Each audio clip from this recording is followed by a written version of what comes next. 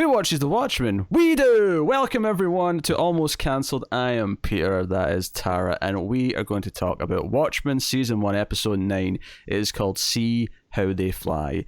And it is, of course, the season finale. This is the end of the story. And, I heard a week or two ago that Lindelof apparently hasn't planned anything past Season 1. And having seen the finale, that makes sense if this is the end of the story. I can see options for going forward if they do want to continue it, but... This does definitely feel at the end. So I think I heard him say that maybe Coogler, like if he had to recommend somebody for season 2, would be Coogler, and that would be like a dream come true. Did he actually say this, or is this just like you projecting? Did I dream it? No, I'm pretty sure he said it. Okay, I don't like if somebody would, because he had said that he wasn't going to do a season 2 even if it was renewed. Mm-hmm. But like maybe Ryan Coogler could do it. I swear I heard it.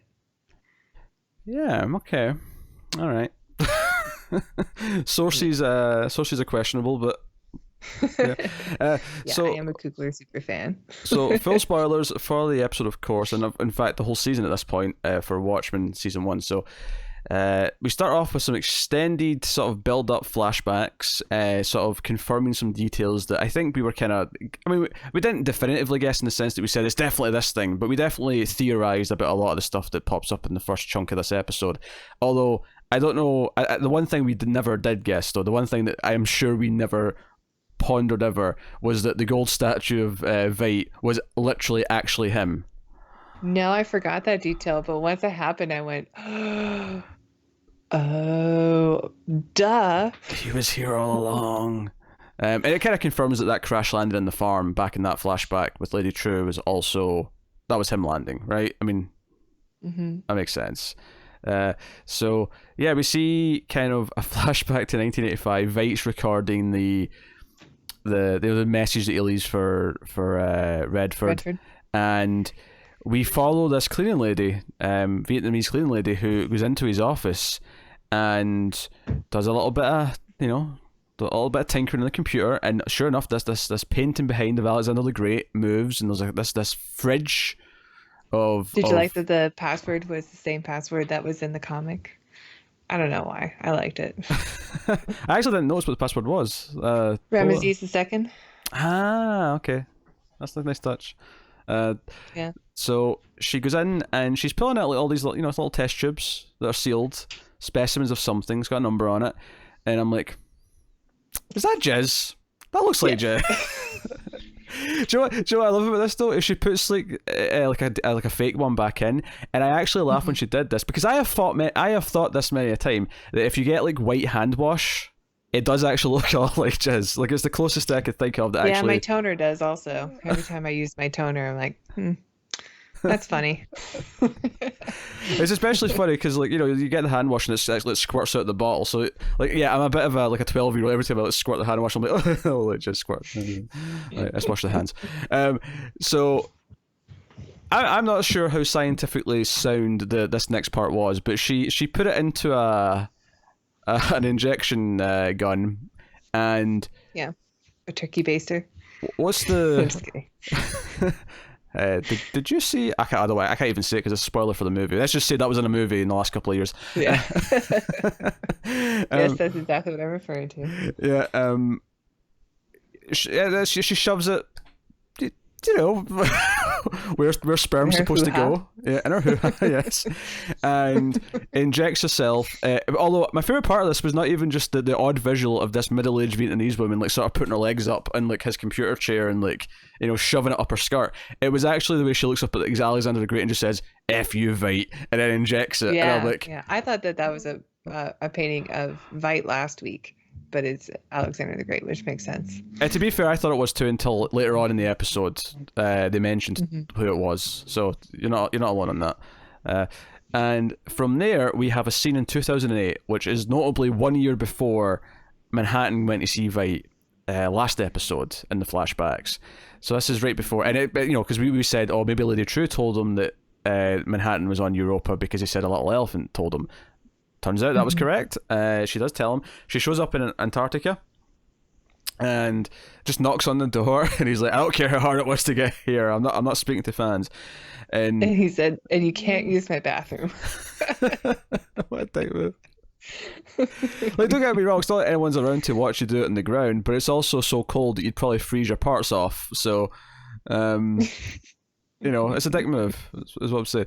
So, probably it was a long trip to get there also, yeah. Yeah. But she kind of talks her way in by appealing to his hubris, which is thematically important for later in the episode. She says, hey, you killed 3 million people, but it was a genius move. So it was, that was the smartest thing to do. Like, only the world's smartest man could have thought that. And of course, after saying that, he's like, oh, would you like to come in for a cup of tea, maybe? Yeah. I mean, they both know what he is. Yeah. They know that he's a narcissist and he needs praise. Yeah. Which is something obviously was set up wonderfully last episode.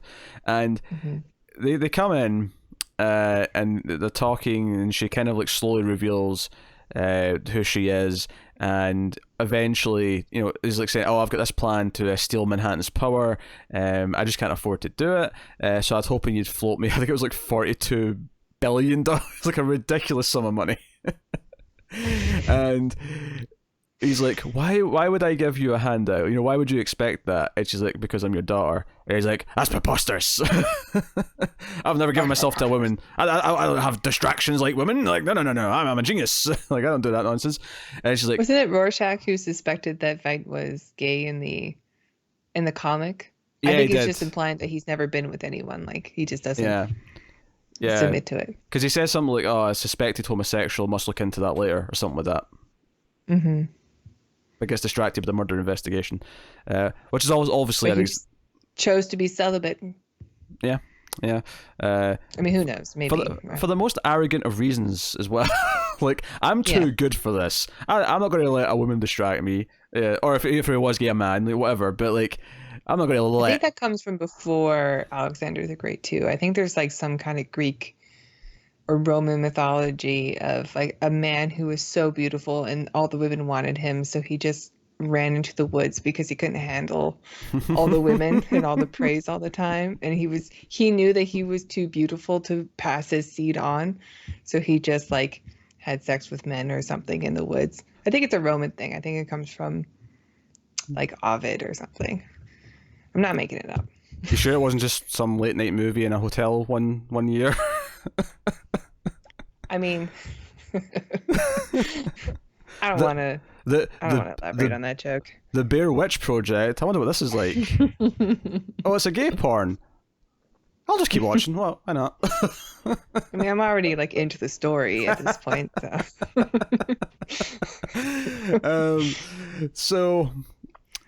So she reveals this and even gives her number, and that's what he refers to her. He's like, oh, number 4267 or whatever it is, and he says, I will never ever refer to you as daughter. And it was at that moment, and I remember, I'm pretty sure you guessed this. Did you guess this back when the message was written? We talked about it. I don't know if it was me or just like back and forth between us. We definitely talked about the idea that the D, because we saw the first word, the first letter of the next word was D. Save me D something, and obviously the obvious red herring there is some people thinking Dr. Manhattan, and as soon as he said that, though, I'm like, oh, obviously he wrote daughter. That because we were already theorizing that she was the one that he was trying to send a message to because she has satellites and shit, and that's how she knows he's on Europa, blah blah.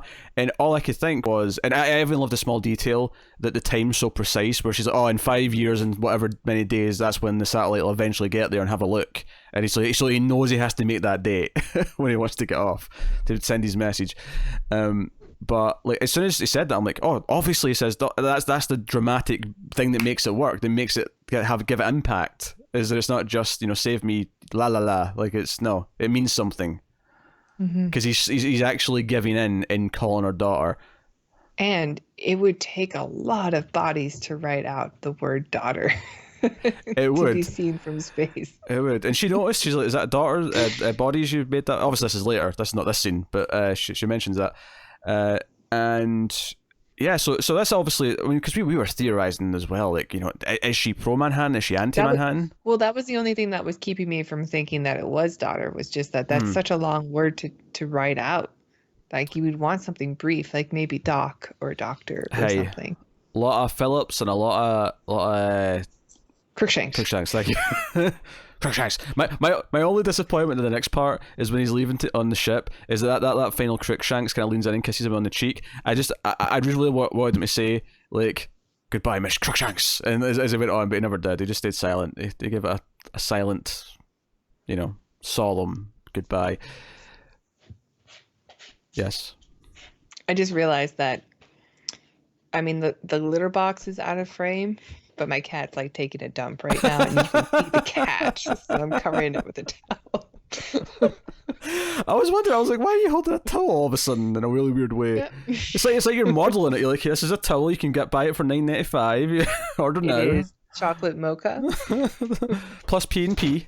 Okay, he's done. I was trying to escape.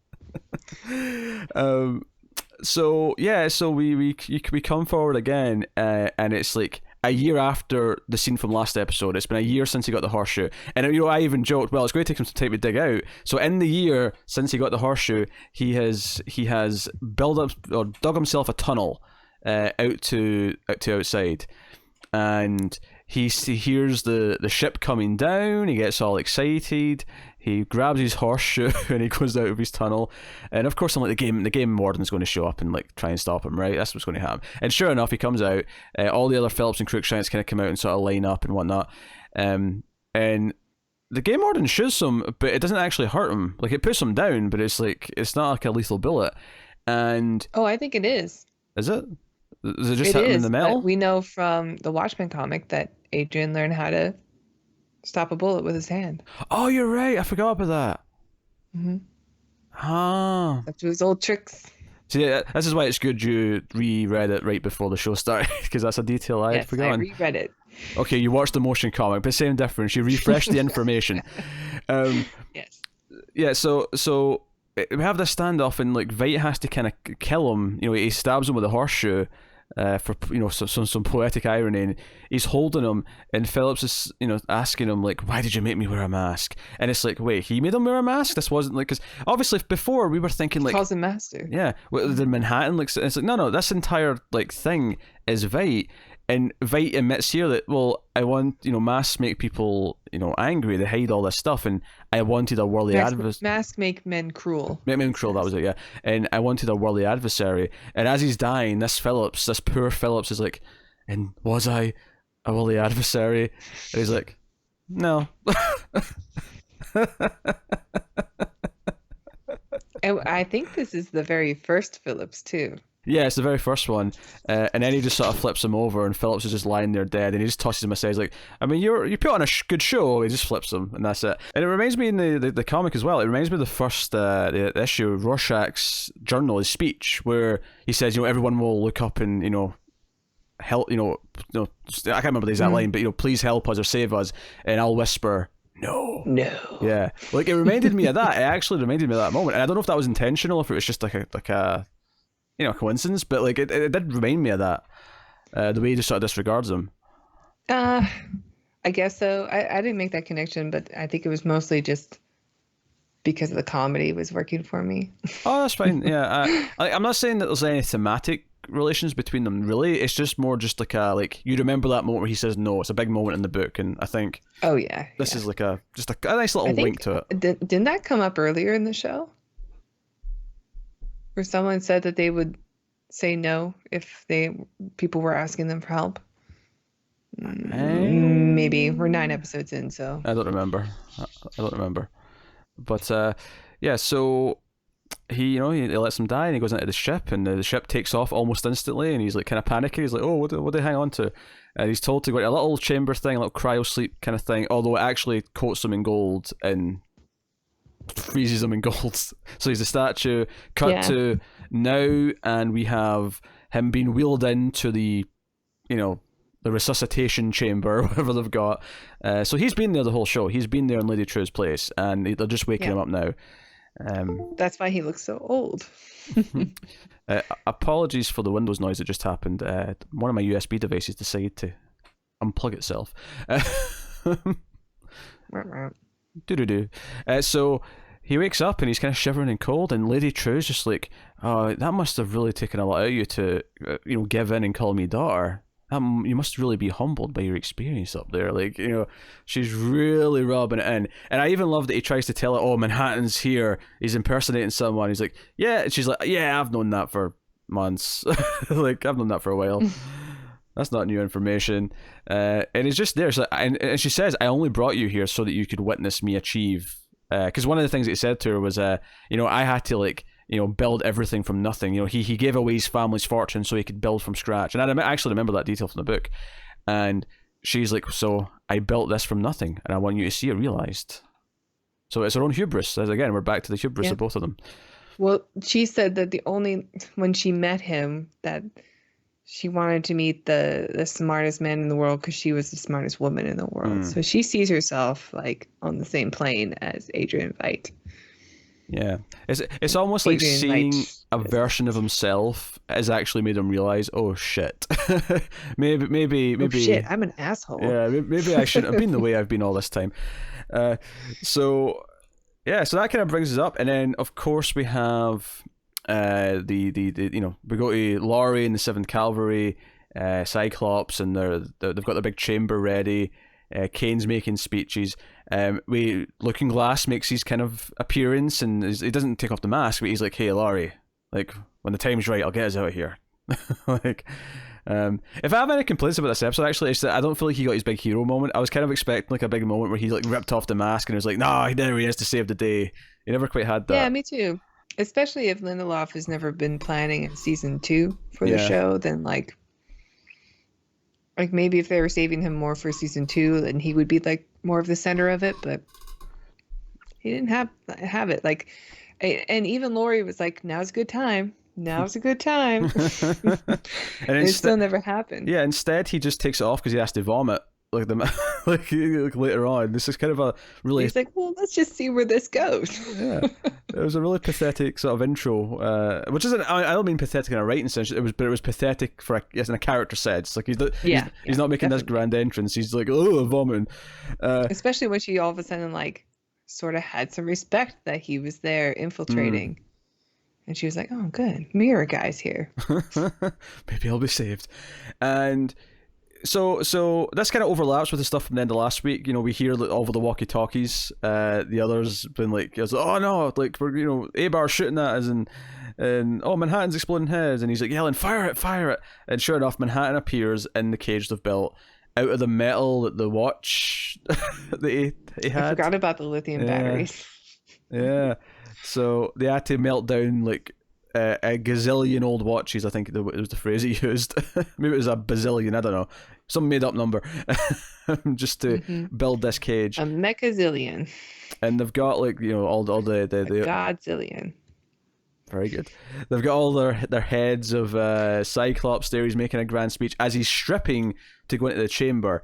And I love what that did he reveal? He's got the Manhattan panties on. Someone's got a hero complex, right? And even when he's speaking to Laurie, he's like, I'm about to be the most powerful man on the planet. I think waving my dick in everyone's face is a bit much. I'm like, yeah. She's like, well, you look ridiculous in those underpants. There is kind of a beauty to like the 7th Cavalry just essentially being a joke in this episode, where they're just like, oh yeah, they never had a chance. Like they're just defeated easily, like but A, by their own stupidity, and then by laser beams. Oh, it's so beautiful. It's beautiful. So of course Angela like tortures one of the Rorschach guys to like come and find where this is all happening. She shows up. Obviously I love Laurie's reaction when Manhattan appears in front of her, and she's like, John, like this is the first time she's seen him in like 30 years. This is a big deal. And he looks slightly different. And there's even a moment later when he's like kind of like confused, and he's like running through different like moments because he's obviously experiencing different things. There's one point where he actually says one of the lines that he said to Laurie in the book. There's a little moment taken from there which I really liked. I can't believe how good a sequel this is to the book. Like it'd be so easy to just adapt it, right? But they said no, we're going to do a sequel. Save this to the end, but like, I think this is so well written and like so like. It's just such a beautiful sequel, like it's done so. There's a hope in it. Watchmen is put on a pedestal for a reason, and I think this show, the fact that it has the balls to like try to be a sequel to that, and then doing such a good job at it, like, alone makes it worthy to be on its own pedestal. No, I was never that impressed with the Zack Snyder movie, but I think the existence of this makes it look a million times worse. You know, it kind of does. Like, I was okay with the movie because I mean, he does a pretty good job of just taking it like frame by frame and putting into a film frame by frame, and with a couple exceptions that at the time seemed like a good idea. And now not so much. Like, now I've always thought the movie was kind of soulless. I think we talked about this during episode. I don't know. Like, I don't know if I said this. I've definitely said this to you before when we're talking about movies. I don't know if I said that in one of the Watchmen, so I'll keep this brief in case I have said this before in these Watchmen reviews. But there's a reason why the Psycho remake fails so miserably. Is because I think we talked about it during the episode 1. Was it? Yeah. So I'll just reiterate this briefly. So, like, they did a shot-for-shot remake, but the way movies are made is that you get a lot of coverage, and you sort of, like, it reforms again. Like, when you're on set, you have new ideas, you do new things. When you're in the edit room, you pick from different shots. You maybe even flip things the way you didn't do them before in the studio. You do a lot of tinkering throughout, and there's a lot of artistic manipulation as you go through the whole process, right? That's what filmmaking is. And I think adapting a comic book frame by frame, just like adapting Psycho frame by frame or shot by shot, like the movie did, just leads to kind of a soulless thing, because it's against what filmmaking kind of is. Like, this is the Watchmen movie. The Zack Snyder movie is an example of what happens when you just take the surface part of the Watchmen, which is just the imagery and the cool dialogue, and put it onto a screen. But I think the Watchmen show is what happens when you take the spirit and, dare I say it, the soul of the Watchmen, and you just make new art out of it. Yeah, no. That's why this is working for me. Absolutely. I mean, I guess the most basic example to compare this to would be there's someone who can draw, and then there's someone who can trace. And the trace might look pretty decent because it's a trace job, but the drawings are always going to have more expression in them. Yeah. Well, you're trying to one-up me. I thought I nailed it. I'm not trying to one-up. I'm just trying to look simple, because, I mean, I've seen that in comic books. There's like a couple of artists who have been accused over the years of tracing things, and you can actually see it. You can kind of tell there's kind of an unnatural look to it, because they just take... there was one guy in particular, I think it was Greg Land, who was like straight up like kind of like not even just accused, like people kind of found the images and kind of proved that he'd done it, but he'd like traced porn stars for some of the female characters for their expressions, and it was like there's a reason why these look really weird in the book, where they're constantly making O faces and like things like that, you know. So like weird. Yeah, so I must have took a lot of research. Went through a lot of Kleenex boxes, I think, as he was working on his work. I think this guy is tracing porn artists. I better check the tapes. Oh, come on, you say that. I bet you the people who like were able to make the comparisons just recognized things. They're like, wait a minute, I've seen that face. We know the people who are reading it. Hey, don't lump everyone in. How dare you? So I love how we went from Watchmen stands on top of like art form, and it's this spiritual thing, to comic books are for porn lovers. That's what the conversation started there and ended with. All comic book readers watch porn. I just said, I implied a type. Okay. So anyway, they've got Manhattan caged, and he's kind of freaking out. Again, Laurie's reaction to all of this is wonderful. Angela shows up. There's a bit of a standoff. And Angela tries to talk them down, and she's not even like she even puts her gun down and says, "Hey," and he's still being a racist dick, because he says something like, "I'll put you down like the black whatever that you are." Like, otherwise, repeat it. But and she's like, "Look, Lady Trieu knows you're going to do this." Well, wait. Laurie says, "Okay," to the mirror guy, like, "You gotta fucking kill him now." Oh, excuse me. You gotta kill him. Bleep. After he says it, which was kind of a nice touch. Yeah. I wanted to not skip by that. Yeah. No, that was a good touch. No, you're right, because it was right after he said the really racist line. You're right. Yeah. But then, and he's like, yeah, but then what? Like, all these other guys with the guns are just going to shoot me. Like, this is not a good moment. He's got a point. Strategically, this is not a good moment. But yeah, they don't want to just die. Yeah. But Angela's got her gun down, and she's like, no, Lady Trieu knows you're going to do this. She told me that it's going to happen in an hour and it's going to fail. She's got her own plan. She's already got like things. And again, she's got her information from Will, who's got his information from Manhattan. As we find out later, Manhattan did tell Will, like, hey, I want you to make sure this plan happens because he knows he has to end this way. And we'll talk about what we think of the meaning of that and all that as we get there. But of course, the hubris of this white supremacist dickbag is he gets in the chamber, he turns on the thing, and as this happens, of course, Lady True's big orb thing that's been floating out from the clock tower thingamabob teleports everyone, and she comes in. It's kind of weird, and like Lady True's there, everyone's in a haze. It takes like a few seconds I think before the audience, as in us, realize that we've even teleported, because it's like, wait, are we outside? What just happened? Because we were in like a building a minute ago, and now we're outside. But I love because eventually Lady True's like, where's Senator Kane? Was he in there?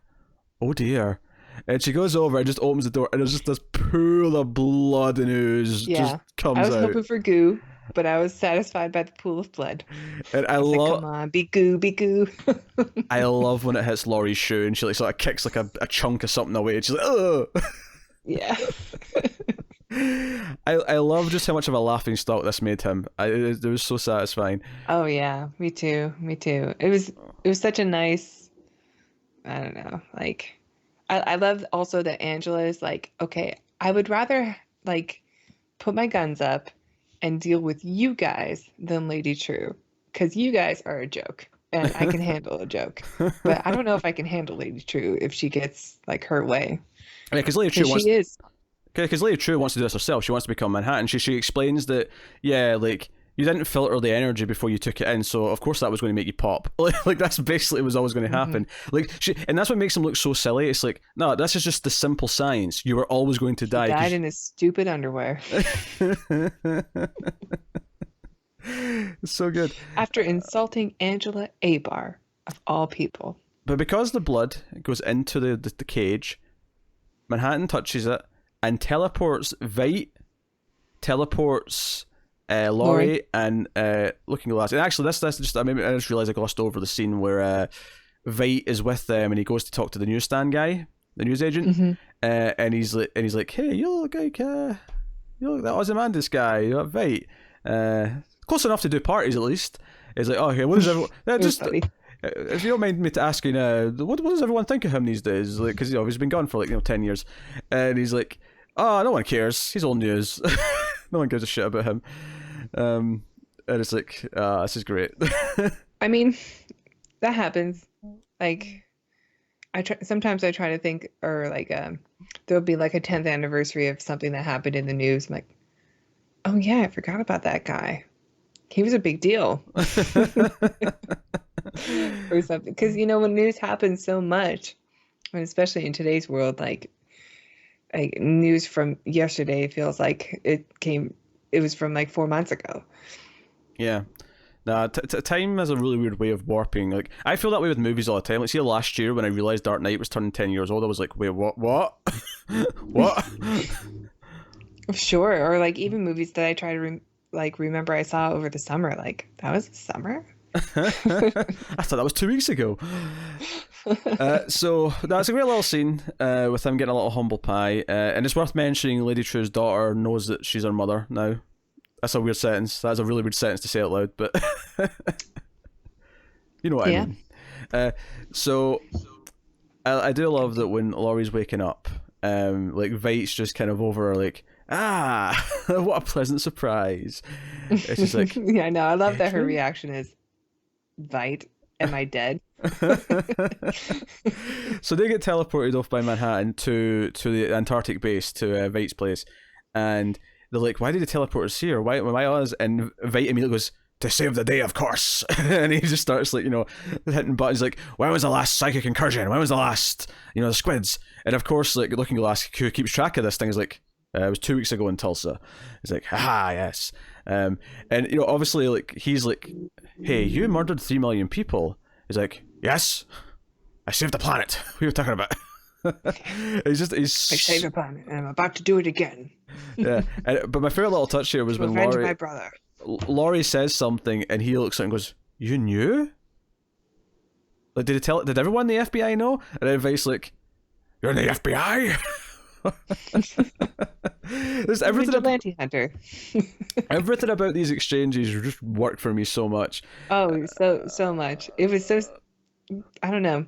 As like such a fan of the comic book, it was just like, yeah, like these two should have a moment together. They should, yeah. But it's also an emergency situation, so I'll take what I can get. But I loved every second of it. No, real good. I am. Obviously, the lion's share of the emotion in this episode obviously goes to Manhattan and Angela and that stuff, but like I think these characters do get some nice fun stuff to send off, even though I think like the main parts of their plot are kind of done by this point, but obviously they've got one final beat with Ozymandias in a little bit. In fact, we'll just talk about that now, because we'll do that and then go back. So after they help with the situation, then we'll get to that, which they do by freezing the squid before they land, so that as Veidt puts it, it's like a minigun raining down from the heavens. It's a Gatling gun from the. Yeah, and he says it's like a 5-block radius, and I'm like, wait a minute, 5 blocks is relatively sized. There's going to be some innocent people in 5 blocks. Well, they said, like, I hope there's no one you care about. And of course, both of them look at each other, like Looking Glass and Laurie look at each other like, well, shit, we care about Angela. Yeah. And they call her through the Manhattan phone. But actually, I will say, I thought it was odd that when Kane mentions that Angela, like, that, oh, I'm sorry that I took your husband or whatever, that I really felt like there should be a shot of Laurie's reaction to that. You know? I guess so. Like, I was waiting for the shot of Laurie being like, wait, Cal? Or just Laurie acknowledging that Cal is also Manhattan. Because both of them are looking at their former lover. Like, she looks at him and sees John as the blue man. And Angela's looking at him and she sees Cal there. And they're both there. But, although, I mean, Angela, I know, sees John also. And she calls him John. But, like, you know, he still has the look of Angela's lover for the last 10 years. Yeah. I mean, they were married as well. You can just call him her husband. I mean, but more than just lover. Like, they had a life. They had kids. They had they had a house. Like, right. You're right. I just wanted like a comparison to they both see the same romantic partner. Yeah. So like, obviously this stuff's great, and like Angela like kneels down and says, why did you send them away? And he explains it, and then she says, well, why didn't you send me with them? And he looks at her and says, because I don't want to be alone when I die. Yeah. And that got me pretty good. And their love theme, the piano theme, which was heavily introduced last episode, started playing, and I'm like, oh god, like they're actually making me care about his death.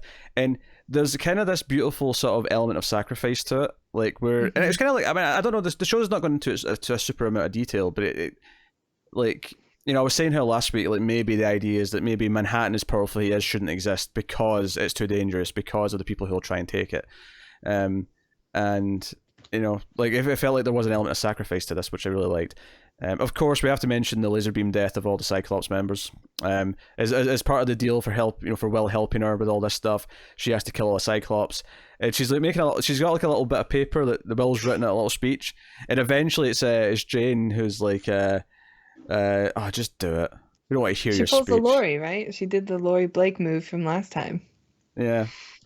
Just like, don't just spare me your speech, and just, you're going to kill us, aren't you? And then she goes, yes. And then I love everyone's reaction, like, oh god. Yeah, she presses a button, and then we're all going to die. All these like laser beams that are pointing, because they've been there the whole scene, like pointing into the sky, like it looks like a sort of like light show you'd get like a concert or something. And then I just love that how they're talking brave, but when they actually do have to face death, they're all cowards. Yeah, and then the laser beams come down, and they all pop. It's almost as if Manhattan himself popped them. That's what it looks like when the laser beams hit them. They all pop. It's almost like she built these laser beams to mimic Manhattan, because that's what she's, aspiring to be. She wants to be the new Manhattan. She wants to be Lady Manhattan. Yep. So, she's going into her chamber, and the plan, of course, is for the frozen squid to annihilate everything. And Angela has to run with like a case above her head to get to the cover. And I actually noticed earlier in the scene that the theater was there, because I remember the kids they were beamed to the theater downtown. So she runs to the theater. Lady Trieu's hand has a hole in it. Like, she's in the chamber, she's ready to go, and then there's just like pretty brutal. And there's like, oh, my hand has a hole in it, and she gets crushed. The entire structure that's above her falls on top of her, and once again, Veidt has saved the day. So we'll go back to Veidt and those guys first, just to kind of wrap up their side of the plot here, because they have a great scene where he shows them out to kind of the storage area, and he's like, there it is, and it's Archie, it's the actual oil ship from Watchmen. And Laurie's reaction was really delightful. It was like, oh, hey, Archie. And he's like, and as I understand it, your police have all modelled theirs after this, so you should know how to fly it, right? And he's like, yep, I do. I mean, they really tied up all loose ends, like just with one line of dialogue, like here and there throughout the episode. They're like, oh, remember this thing? Yep, we have an answer for that too. Excuse me, I don't recall any answers for Lube Man. Oh, I was going to bring that up at the end, but yeah. I needed more Lube Man. I feel betrayed. Season 2, baby. Season 2 is Lube Man's year, baby. Yes. Lube Man's revenge. You were too busy dealing with the white supremacists and the crazy rich chick, the rich scientist. You forgot to you underestimated. You forgot about me, the Lube Man, the greatest mastermind of all. Every time you think you've caught him, he slips right out your fingers.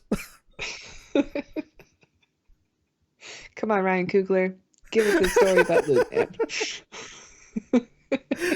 I don't know if Ryan Coogler's who I want to do the Lube Man story, admittedly. I mean, he's great, but I feel like Tarantino could do Lube Man justice. He has the wit for it. If there was a team up. Tarantino and Coogler. The greatest team up in the world, and I could die after that. That would be the last thing I'd ever needed to see. So Veight's like saying, oh, it was fun catching up, Laurie, ta-ta. And then she's like, no, wait a minute, you killed 3 million people, you're under arrest. And he's like, you almost had me there for a second. She's the greatest vigilante hunter they have now. So it's like, no, I'm being serious. They're like, well, I saved the planet. And you don't have any evidence. And then out from the side, Looking Glass just pulls out a disc and he's like, actually, I've got a confession of you telling Robert Redford that you did all this. And he's about to make a big grand speech, and Looking Glass just knocks him over the back of the head. Yeah, it was pretty good. Yeah, I think what's fun about this is that I do think that Veidt, because I mean, I kind of glossed over it, but there was this great speech as he was like gearing up the squid, where he's explaining why she has to be stopped, why Lady Trieu can't become this, because she thinks she has a god complex, and she's going to be dangerous because of it. And all the time I was thinking, you realise you're also kind of talking about yourself, but at the end of it he finally said, it takes one to know one. And it almost felt like in a way he had learned a lesson, like there was growth in Veidt over these years and over what he'd done in the past, even though he still thinks he did the right thing. I mean because he knows who John Osterman is, and he knows John Osterman's origin and who he was before he became Dr. Manhattan. And John Osterman did a lot for the world, or for America. And then eventually he just kind of got bigger than humanity and abandoned it and became a god, like a real god. But I mean, until the events of this show. Of course. And I can't imagine Veidt not having the idea of becoming a Dr. Manhattan himself. If it could be done a second time, I imagine that Veidt would have at least tried to, except only stopping himself because he knew that it would ultimately be a bad thing. Yeah, he had enough foresight to at least predict that. I think what's so great about the way it's tied up a lot of these plots, if you look at this episode and how it's wrapped up a lot of stories, I think Veight's a really interesting one, because if you think about what his story's been as he's been trapped on Europa all this time, he was literally he basically made himself imprisoned by creating this version of Phillips that would hunt him. Mm-hmm. And it's almost like deep down he actually does think he deserves to be in prison, in some subconscious level, and ultimately he's going to get that now. He's going to get what he really deserves for what he did. But he did get, he says he wanted the one true worldly adversary, and he got that in his daughter. He had a worldly adversary that he was able to beat. That is the one thing that he's I mean, I guess that going off of what I just said before about Veidt is that the one thing that maybe would stop him from also becoming Manhattan is the idea that he could be better than Manhattan. And he did best him. So That's true. That's true. as a human. So So yeah, that you're right. That's what he wants all along, is just to be well, the best. that's where the Lex Still Luthor. to be number one. Yeah, that's where the Lex Luthor parallels come in. Is everything you just said there? Is this idea that no, I'm the Superman, and then you show up, you stupid alien, and just all have all these powers? No, I'm meant to be the one they're all But if I worshipping. can best you and trick you and defeat you, then I don't need to be a god. I as a man am better than a god. Again, yes, again, it's that hubris. Like, I don't need to be a god, and even Batman's in a sense guilty of that to an extent. Obviously, he's much healthier than Lex Luthor is, but well, open for debate, but I suppose. But he wouldn't kill 3 million, with the exception of a Zack Snyder version of it. Maybe Zack Snyder's Batman. Yeah. Hey Clark, I've got this idea: giant alien squid. Hear me out. The lesser of two evils. So all that stuff I really liked. That was kind of the wrap up of their plot. And like we say, Angela runs to the... Actually, before that, we have to talk about the death of Manhattan. We haven't even talked about that moment before she runs off. Oh my god, yeah. What a moment. Yeah, it's so beautiful because he's talking to her and she's kind of talking to him and he's in pain. He's the energy's kind of like pulling him apart. And, like, beautiful music's playing, the piano music's playing. And he says, like, because she says, "Where are you right now?" And he says, "I'm living every moment we ever had together." And it was like, oh. Which... I cried. Is that not a representation of the classic "your life flashes before your eyes"? Yes, but I mean, he's had a longer life than just with him and Angela. He chose to... I mean, even when Laurie was right in front of him, he still chose the last 10 years to reflect on. Again, I said my dog was right next to me, and I gave her a big hug after. Oh, see, last week I talked about how the humanity they're putting into Manhattan and this idea that he tried to be separate but ultimately came back for love. There's a kind of a beautiful. It's like, okay, you're saying there's no free will to an extent, or like destiny's written in stone because it was always going to happen. But I think there's something beautiful about he was always going to like sacrifice everything for 10 years of love. Like he was always going to give up everything for that because it was worth having. And there's some beauty in that. And the beauty of it, like, yeah, and just like when he said last week that the love that was infinite on Europa from these beings that he'd created was meaningless, but love from someone that wouldn't last did matter and did give it effect. And, it's this beautiful moment as he dies, and Angela runs off during the storm of the frozen squid, and she breaks too. We don't see Angela break very often. Oh, she does, yeah. She usually when she does, she's just putting on a show, or it's just something she turns off right away. But this really breaks her, and that I think because we know that about Angela's character, it kind of broke me as well. Yeah, it was real. Yeah, it was absolutely real. And she gets into the theater, and Will's sitting there. The kids are all asleep on the stage, and Will sort of, they have a chat about. Kind of like, he's like, "Is he gone?" And he's like, "I'm sorry, but he was a good man." And he told me that I had to make sure I had to pose this idea to Lady Trieu. Like, it wasn't like Will was a dick, because I was thinking this when he was dying. I was thinking, well, this was a deal between Lady Trieu and Will. Will kind of comes off looking kind of bad here that he let all that he kind of initiated all this, but him saying no, Manhattan knew this was going to happen and made sure I did it. Takes away some of that blame that you may otherwise have. And it's just, and as he's like, "Hey, did you take my pills?" And she's like, "Yeah." And we see like quick flashes of the nostalgia flashbacks as he's talking about becoming Hooded Justice and how I thought I was angry when I had the hood on, but it was actually fear. It was fear. And again, the music's coming back in, and it's this idea of we can't wear masks. And it's beautiful that when they came out the theater after this, the Red Scare and the other women have got their masks off, like everyone's being who they really are again. And yeah, and I have to say, I love the music. What was the song on the scene? Oh, what a beautiful morning. Yes. It's from Oklahoma. It's the opening song of Oklahoma. Do you know what? I know that song. I never knew it was from a musical. Yeah, well, that was the musical that we opened on. Oh, I know. In the series, and of course they end it with probably the most well-known one, other than the Oklahoma song. I would say it's more well-known than the Oklahoma song, because I don't know the Oklahoma song, but I know What a Glorious Morning. Oklahoma. You don't know it? Nah, I don't think that one translated to other countries. I suppose. No, yeah, no, you're right. Oh, what a beautiful morning. yeah. No one else cares about Oklahoma. Sorry to say. But, so it's like she offers to stay for a couple of days. You don't have to go back to the motel. You can come live with us. And they take the kids away. And this was a really honest conversation. It was like all the history coming back, and he even says, this is the same seat I sat in 100 years ago, right before my parents died, right before. And remember how we made the parallels to Krypton and Superman, like way back in episode 1, about how he was like set off as if he was on the rocket ship and his world was being destroyed. Like him recounting that, like here, really made me think about that again. It made me think of like also Angela. Her origin story was when her world was destroyed by her parents being taken away. Of course.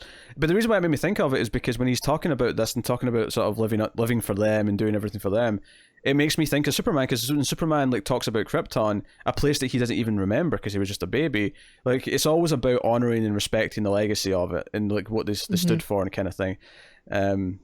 So I don't know. It really Worf has that too. Had to make a Star Trek reference, didn't we?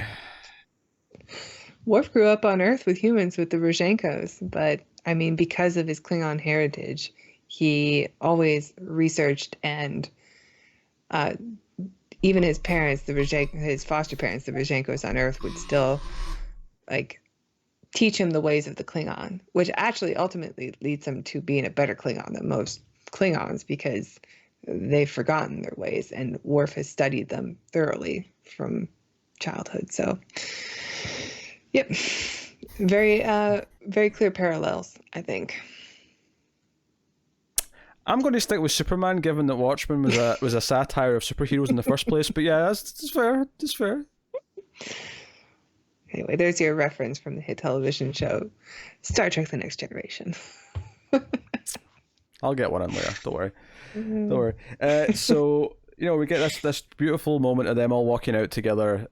She actually takes them to her hideout, and the kids even see the older boy sees her outfit, and it's very reminiscent of when Will's son saw the outfit that he wore, and he was kind of transfixed by it. And I kind of was getting vibes of that here, where like because Angela kind of looks at him like, and kind of sighs a little bit. It's like, oh, maybe this is not an influence I actually want him to take. Maybe this is not a path. It's true.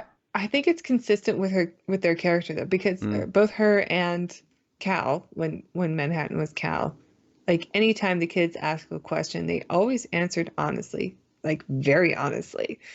And this is like the kids said, I see Manhattan, but he looks like Cal.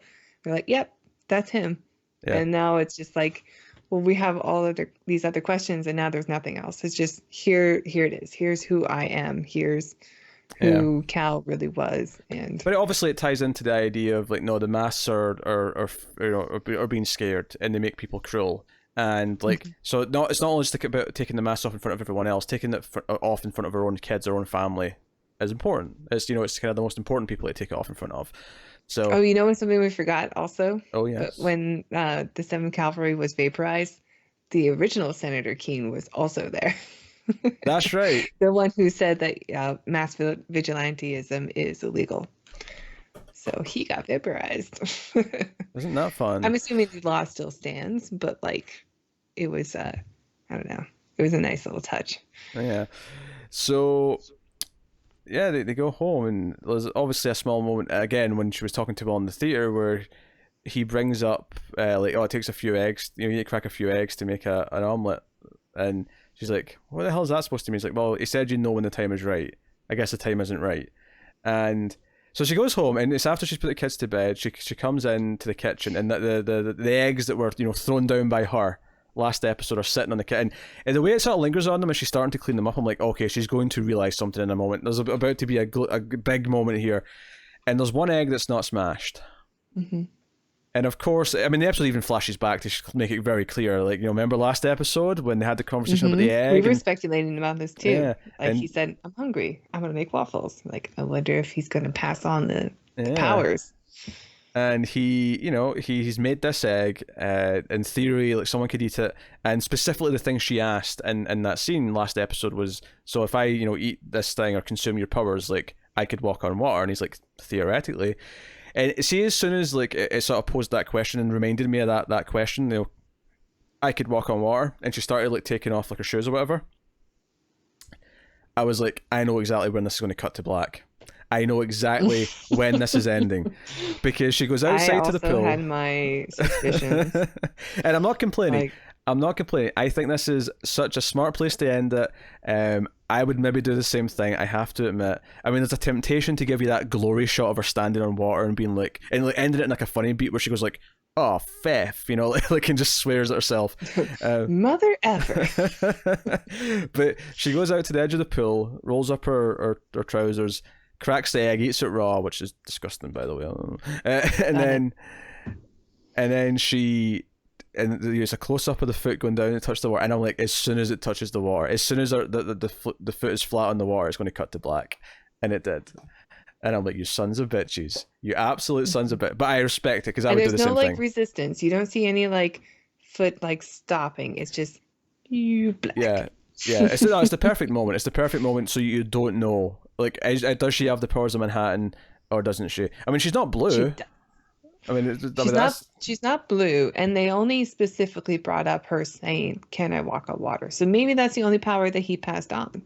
Yeah, maybe it makes the idea that like, Manhattan is too powerful, so maybe here's only just a small amount. But there's a lot of talk in this episode of like all the things Manhattan maybe could have done and didn't, like, you know, take away all the nuclear weapons, clean up the air. Yeah, that's true.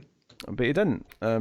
So Lady Trieu says she's going to do it, but we know that if she really had ultimate power with her mind, she would not use it for good. She doesn't care about humanity. She might do those things first, and then the bad stuff will start. Yeah. Yeah, she's like, hey, look at me, I'm so good. Yeah. So, no, really, really great ending. I think this episode surprisingly well wrapped up, like, all the threads that were important, with the exception of Lube Man. We never got any Lube Man answers. I want more Lube. I was expecting him to like save the day. I thought I was going to slide into that cage with Manhattan and pull him out or something. Something. Slide out of an air vent. So really small. I love the idea that like I can envision if I was making like a movie with Lube Man. Here's your big action scene, right? It's kind of like that scene in the Matrix Reloaded where he's fighting a bad guy on a truck, right? And there's going to be a bridge that's really low down, and there's only a small gap, and Lube Man just lies flat because he knows he's got his lube, right? But the other guy tries to do it as well, and the other guy gets like sort of like the top layer of his body gets like ripped off, but Lube Man just slides on through under the bridge like it's nothing. Mm-hmm. Yep. I was thinking like the best thing about like the 90s Jackie Chan movies were always the bloopers. There was this great one in one of his films where he kept trying to slide through like a bank teller window where it's really small, where you hand the change over through and stuff, and he kept missing, so he would like I'm like, I bet Lube Man can make it first try. Lube Man's kind of like Jackie Chan. But with even more grace. Oh, clearly. I mean, we've only seen him one time. Oh, he's got to abandon the fanny pack. But that's where he keeps his spare lube. I know. He's got to have a better way. I mean, fanny packs are trying to make a comeback here, like, I think ironically, in the States right now, and I am just not on board with it. Sure, I remember there was a time when I was in high school, and I remember, like, for some reason, like, I saw a lot of people wearing ponchos for a while, and I don't know what, I was all of a sudden, for some reason, there was all these people my age wearing ponchos, and I'm like, why are people wearing ponchos? Well, Stop clearly this. Because it's very convenient to wear a blanket. But the fanny pack, I'm not on board. And they don't wear it like around their waist. They wear it like across like a, I don't know, like an ammo strip or something. Yeah. I'm not on board. I'm just going to make that statement right now. Yeah. Stop. I don't know if fanny packs were ever a big thing in the UK. If they were, I'm pretty sure they were called something different. Because the word fanny here means something very specific that would not fly in general use. I'm surprised you haven't been giggling this whole time I've been saying fanny pack.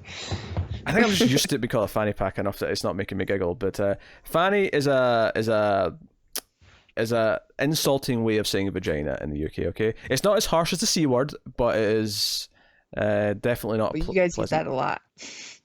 I mean, some UKers use that a lot. That's true. Not as much as Australia though. I'm not saying you do. See if there was no swearing restrictions, I guarantee you Connor would be dropping them left and right. everyone would hate it. They would think, oh, he's too foul mouthed. I can't be around him. But hey, here we are. So no, Watchmen finale was basically just about everything it needed to be, and I'm impressed with this really self-contained season that told a full story. And it's funny because just with the exception of Luveman. With the exception of Luveman. But it's just funny because this last couple of weeks I've been complaining about franchises coming back, and I think I have to add this season of Watchmen to the list of exceptions where it actually kind of lived up and justified its own existence. Because it took the like you said, the spirit of Watchmen and applied modern ideas to not even modern issues, because these things have always been issues. I mean, as clearly shown in the all the flashbacks to various time periods, but by really hitting them. And I think that flashback episode and the Manhattan episode are two of the best episodes of television that I've seen. Yeah, I think my favorite was episode 8 last week's. I think the Manhattan episode is like up there with some of the like me and Carl will be doing our 10 best episodes of the year soon, and that will definitely be fighting for a spot. And well, this is the weird thing. Like in the past, we've done a combined list, but honestly, we've watched so much different TV this year that I think we're going to have to do separate lists. Yeah, that's true. Because otherwise we're going to come to blows. It's because you're like, well, I've not seen that. Well, tough. It's better than your stupid Clone Wars episode. I know, and this is the year of Chernobyl, so like, what is he not going to do? You're not going to have Chernobyl on there? Oh my god, yeah, I need to have Chernobyl. And HBO killed it this year. HBO had a good year. Should be an interesting next year. Curb's coming back. The final season of Veep and Silicon Valley, two of the best comedies that they've ever done. Yeah, they've got that sci-fi comedy. Those, but they're great.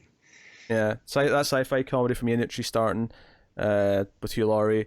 That Stephen King adaptation starting in January, which I think me and Connor will be trying, and we'll see how it is. But I mean, I don't know. We'll see. We'll see. You and Tim aren't going to do it? He's a Stephen King super fan. He is, but you know, Tim's only got so much time, and I make him do a lot of work for Screams, so he gets a pass. But I mean, Connor will try and see how it is, and I'm sure there'll be other stuff throughout the year. Westworld's coming back next year, of course, which obviously me and Connor have done the last 2 seasons, so that's exciting. And I'm sure there'll be something at some point that tempts Tara back into a TV review. That's true. I'm sure it'll happen. I mean, if nothing else, Rachel's Gemstone season 2 should probably happen by the end of next year. But yeah, I don't know how good comedies are for review, but maybe. Did anybody watch Righteous Gemstones? People were asking about them. I used to get asked every Monday, like when the review was coming, because we usually didn't do them until Tuesday or Wednesday. Mm-hmm. There was demand. Because I have a busy schedule on Mondays and sometimes Tuesdays. Yes, which is why. Although that said, we're getting this Watchmen review in earlier. That wasn't even planned. This was a kind of spur of the moment thing. Oh hey, we can record. No, I happened to be home early and I thought I'm gonna watch Watchmen, and then you sent me a text saying that you just finished like 2 minutes before I finished the episode. So I thought, well, screw it. Let's just review it. It was destiny. Although I will admit, normally I like to watch it twice because it's kind of a layered show. Mm-hmm. But that's all right. It's fresh on the mind. Yeah. Well, if it makes you feel any better, I always watch Mr. Robot twice and take notes on my second viewing. But next week, when the double finale, and it's a double finale, right? Not just one episode, is the same day that we have to record an extra episode of the Comics podcast with Matt, because there's like double books like next week. Mm-hmm. So I don't know if I'm going to get to watch it twice next week, and I'm really upset about it, but I'll just have to try and see what I can do. Take notes the first time. I'll find a way. Usually I like to leave a gap between the viewings. I may just have to like watch it and then immediately put it back on and start taking my notes like right away. just go for it. But anyway, that has been the Watchmen finale. Extremely well done as a season of TV. Very satisfying. It'll be up there with some of the best of the year.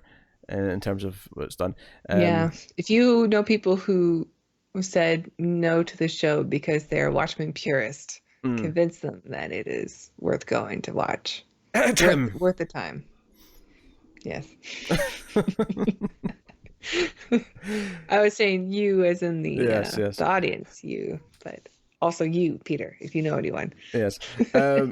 So there's no planned TV, like ongoing TV. Obviously, Tara reviews Ace, sci-fi movies on the Ace with me every week, and we do classic Twilight Zones.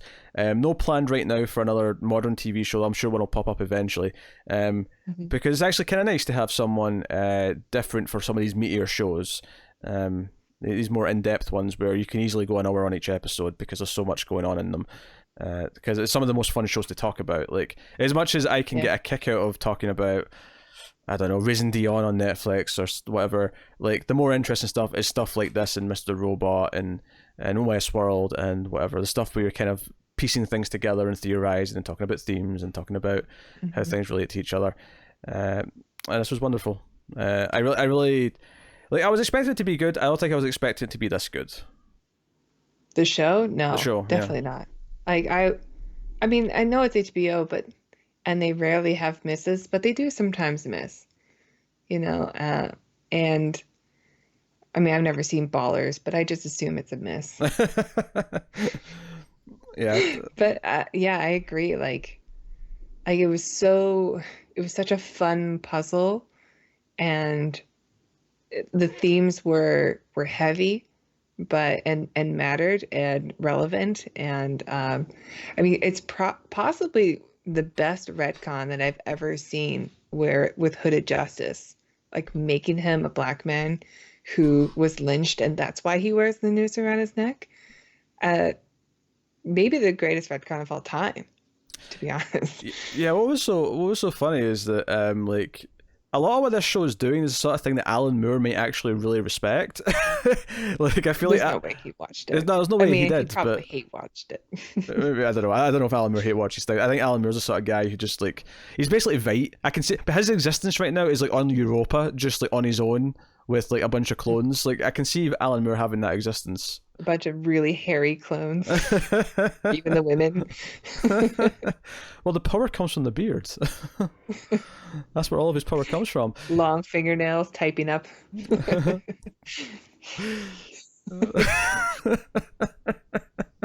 The one upside to us finishing Watchmen, though, not having any other TV for us to do on a weekly basis, is that if you are a fan of the Atomic Cinema Experiment, it should mean a more consistent return of Mystery Science Theater on a regular basis.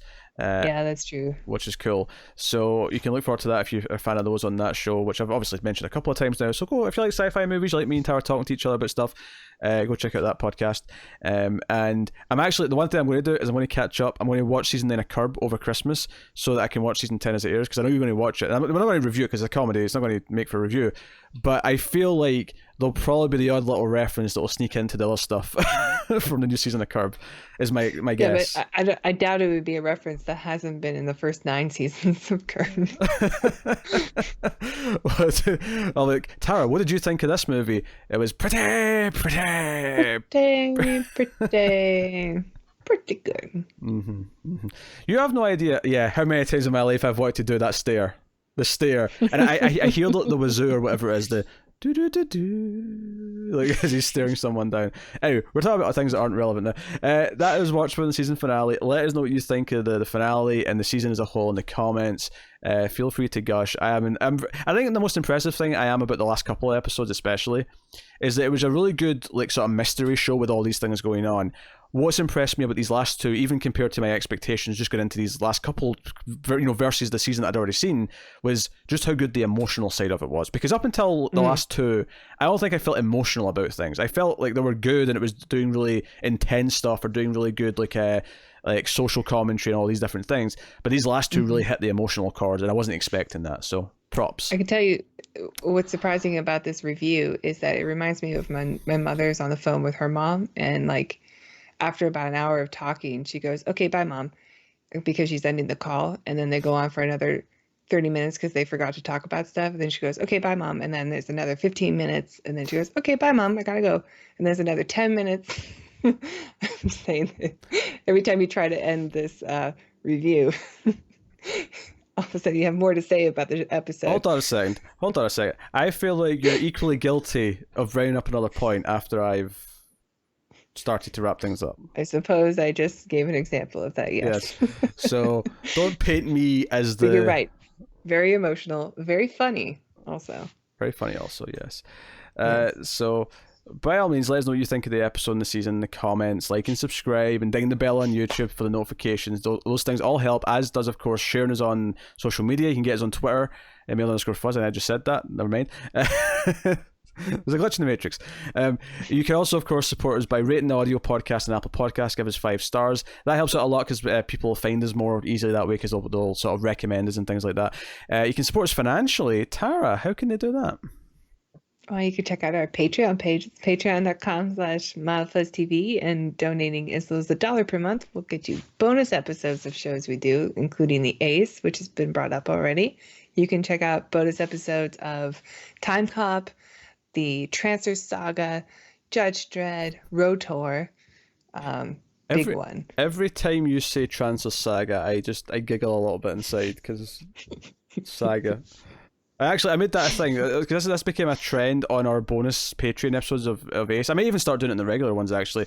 As I read the back of the Blu-ray box for Transfers because the description was so like full of lies in terms of what the movie was, and I did it on the streams that I just did with Tim yesterday, the bonus one. I was like, this is a shitty movie from the 80s. I really want to read what they said in the box, and so I might start doing that more regularly. There's no way it was as good as the Transfers or Transfers 2. It was surprisingly honest, and given how weird that movie gets, it's kind of impressive to be honest.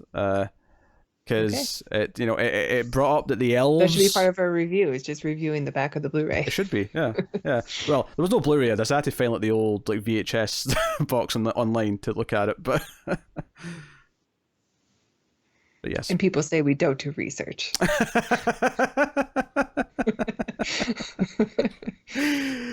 Oh, that is us. Thank you once again for watching or listening. We always appreciate it. Keep watching TV, guys. Have you got any vanilla?